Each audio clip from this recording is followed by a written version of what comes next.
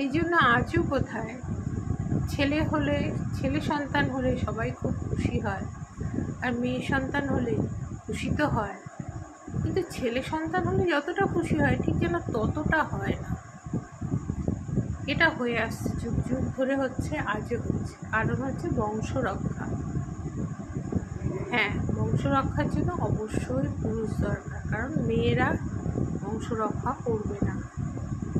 কিন্তু মেয়েরা ছাড়া পুরুষের জন্মটা কোথার থেকে হবে, সেটা কিন্তু খুব ভাববার বিষয়, তাই না?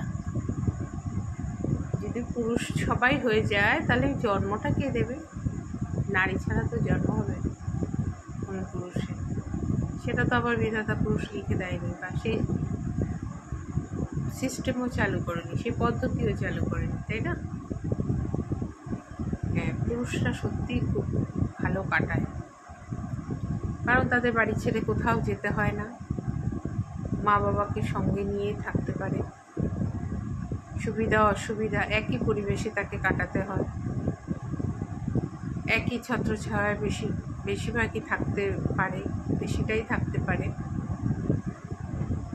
কারণ সে মা বাবারও যেরকম, মা বাবাও চায় আমার ছেলে, আমার সন্তান খুব ভালো থাকবে, আবার যে মেয়েটা তার স্বামী, সেও চায় পরবর্তীকালে আমার স্বামী যেন সবচেয়ে ভালো থাকে, সুস্থ থাকে, সুন্দর থাকে। সেই কারণে কিন্তু ছেলেরা কিন্তু দুদিক থেকেই মুনাফাটা পায়।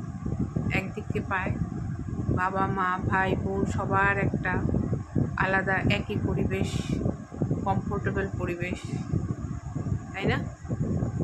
আবার মেয়েটাও তার স্বামী সর্বস্ব, স্বামী তার ভালো মন্দ সুখ দুঃখ সব কিছু স্বামীকে ঘিরে, সুতরাং স্বামীকে আমার সবসময় দেখতে হবে, সুন্দর রাখতে হবে, স্বামী আমার জগৎ, এরকম একটা ব্যাপার থাকে।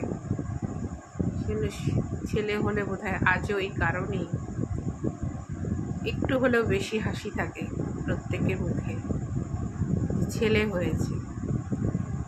আর মেয়ে হলে হাসি তো থাকে, কিন্তু ঠিক অতটা উজ্জ্বল যেন থাকে না, কোথাও যেন একটু কম হলেও মলিনতা থাকে।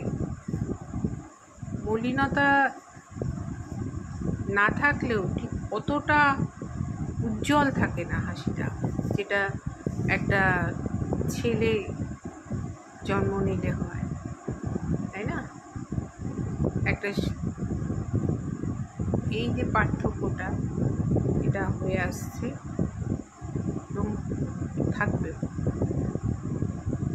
এটাকে মনে হয় না সহজে সমাজ থেকে দূর করা যাবে। আজকের মতো এইটুকু। সবাই ভালো থাকবেন, অনেক অনেক ভালোবাসা।